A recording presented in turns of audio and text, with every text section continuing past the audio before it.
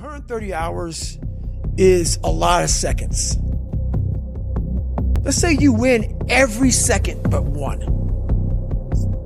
You lost. It only takes 1 second for you to lose the whole thing. So the 1 second decision is just that. And then this is where that 1 second decision comes in. You forgot every reason why you wanted to be there. You don't care about SEALs. You don't care about any of this shit. You don't care about fighting for your country. You don't care about that gaudy gold trident. All you want to do is go back home. You want the warmth. You may want something to eat. You want your girl to hold you. All those things of comfort are there in that 1 second. And this is where people lose. But what you have to do in that 1 second is hard to process information during pain. Because that pain takes over and you can't think rationally. You're thinking about fight or flight, save yourself.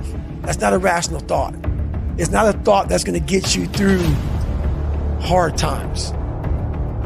And most people fail those 1 seconds. And then that 1 second leads to 20 years, 30 years. I have people who have been through training with me, Ranger School, SEAL training, Air Force training, and I get calls from them today, and they have great lives. And all they talk about is how they failed in that one moment. They're now warm. There's no more suffering. There's no more suffering for me either. And we're in the same boat now. But you're suffering, so we're not suffering, but you're thinking about what you could have been. I am exactly what I should have been. And that's where people start to lose it. Because now I realize that in that 1 second. I go through all that. I know how it's going to feel because I failed so many times before.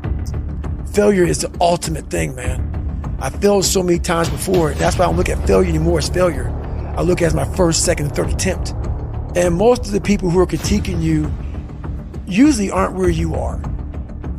And all their critiquing comes from people who are really at a low level of life, which is sad. But what we do, people who are on the upper level, hearing the haters at the lower level, like I said, you'll never meet a hater doing better than you. True statement. Nothing is permanent. And a lot of times you have to learn to perform without motivation.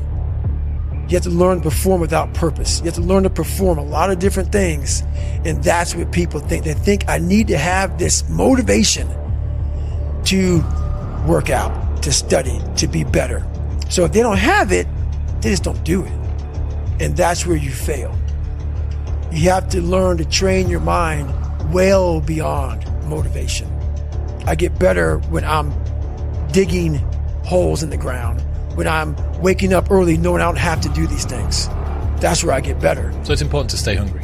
It's important to stay hungry, but it's important more to stay humble within that hunger.